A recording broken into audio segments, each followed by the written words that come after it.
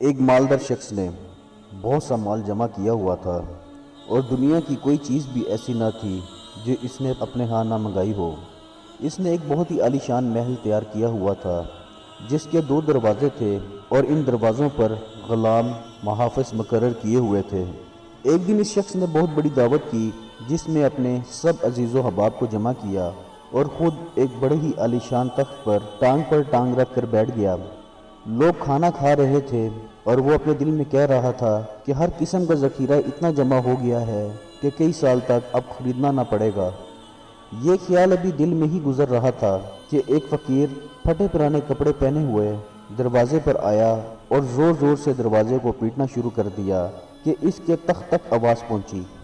غلام دوڑتے ہوئے باہر آئے کہ دیکھیں یہ کون بیوقوف ہے جو اتنی بری طریقے سے دروازے کو پیٹ رہا ہے۔ فقیر کو دیکھ کر پوچھا کہ کیا بات ہے، اس طرح سے دروازہ کیوں پیٹ رہے ہو؟ تو فقیر نے کہا کہ اپنے سردار کو میرے پاس بھیج دو۔ غلاموں نے کہا کہ ہمارے سردار تجھ جیسے فقیر سے نہیں ملتے۔ تو اس فقیر نے کہا وہ ضرور ملے گا، اس سے جا کر کہہ دو۔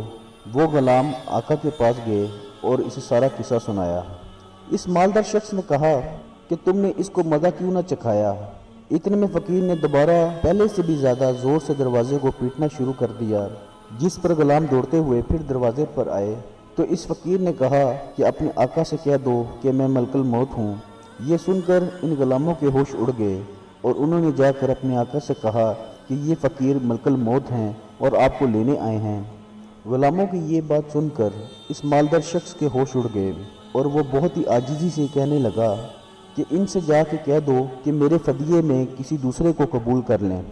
اتنے میں یہ فقیر اندر پہنچ گیا اور اس سے کہا کہ تجھے جو کچھ کرنا ہے کر لے، میں تیری روح قبض کیے بغیر واپس نہیں جا سکتا۔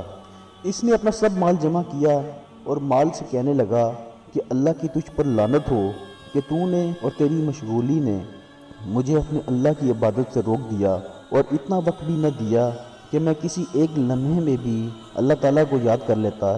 اللہ تعالیٰ نے اپنی قدرت سے مال کو گویائی عطا کی۔ مال نے کہا کہ مجھے لعنت کیوں کرتا ہے؟ میری ہی وجہ سے تو بڑے بڑے بادشاہوں تک پہنچا ہے، جبکہ نیک لوگوں کو ان کے دروازے سے ہٹا دیا جاتا تھا۔ میری ہی وجہ سے تو نازک عورتوں کی لذتیں حاصل کرتا تھا۔ میری ہی وجہ سے تو بادشاہوں کی طرح رہتا تھا۔ تو مجھے برائی کے موقعوں پر خرچ کرتا تھا اور میں انکار نہیں کر سکتا تھا۔ اگر تو مجھے خیر کے موقعوں پر خرچ کرتا تو میں تیرے کام آتا۔ اس کے بعد ملک الموت نے ایک دم اس کی روح قبض کر لی۔